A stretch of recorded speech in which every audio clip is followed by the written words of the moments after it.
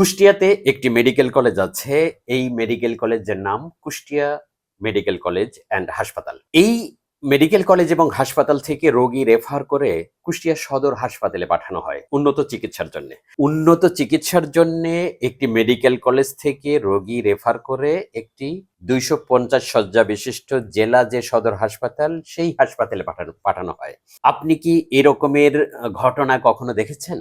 Kushtia medical কলেজের বয়স একেবারে কম না। আপনি হয়তো মনে করবেন যে এখানে পূর্ণাঙ্গ বিভাগগুলো হয়তো এখনো চালু হয়নি। হ্যাঁ, কোনো বিভাগ এখনো চালু হয়নি, কিন্তু সেখানে রোগী ভর্তি চালু হয়েছে, রোগী ভর্তি করা হচ্ছে দীর্ঘদিন ধরে। সব ধরনের আউটডোর ইনডোর সবকিছু আছে। সবকিছু থাকার পরেও কেন সেখান থেকে রেফার করে, উন্নত চিকিৎসা কি রেফার করে সদর হাসপাতালে যায়? সেখানে কেন পাঠানো হবে?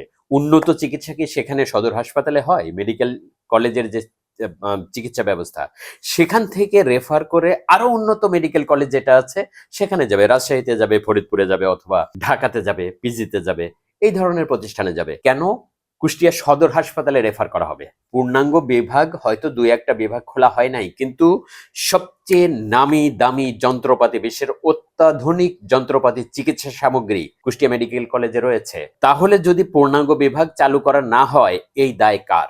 রেফার করে কুষ্টিয়া সদর হাসপাতালে রোগী পাঠাবেন আর এটা মেনে নিতে হবে, এটা নিয়ে কথা বলা যাবে না? সেখানে ন্যূনতম কোনো চিকিৎসার ব্যবস্থা নাই। ডাক্তাররা সেখানে ডিউটি করে না, নার্স এবং অন্যান্য সেবকরা যারা আছে তাদের আচরণ, তাদের কথাবার্তা, চালচলন প্রচন্ড ধরনের দুর্ব্যবহার তারা করে রোগীদের সাথে, রোগীদের স্বজনদের সাথে।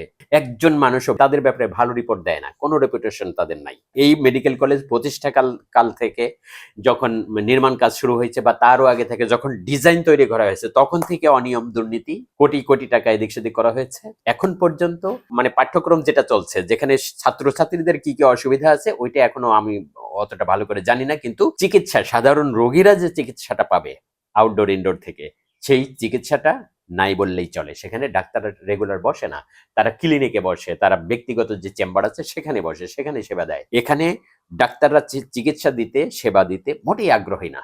যদি বা একটু বসে, ভালো চিকিৎসার জন্য, ভর্তির জন্য তারা সরকারি হাসপাতালে পাঠিয়ে দিচ্ছে। কোথাও শুনেছেন এরকম যে মেডিকেল কলেজ থেকে রোগী রেফার করে সরকারি হাসপাতালে, জেলা হাসপাতালে পাঠায় বা কোনো থানা হাসপাতালে পাঠায়? আমার তো মনে হয় যে যখন জেলা বা থানা হাসপাতালগুলো কভার করতে পারবে না, তখন ওই ইউনিয়নের উপস্বাস্থ্য কেন্দ্র সেখানেও রেফার করতে পারে। এখন কুষ্টিয়া মেডিকেল কলেজের অবস্থা হয়েছে এরকম। আমরা এর একটা উত্তরণ চাই, আমরা এর একটা সুরাহা চাই, আমরা এর একটা অতি শীঘ্র চাই। আমরা যারা সাধারণ ভুক্তভোগী মানুষ, তারা চায় কুষ্টিয়া মেডিকেল কলেজ পূর্ণাঙ্গভাবে চালু হোক, সেখান থেকে সদর হাসপাতালে বা থানা লেভেলের হাসপাতালের জন্য রেফার করা না হয়। অনেক ধন্যবাদ।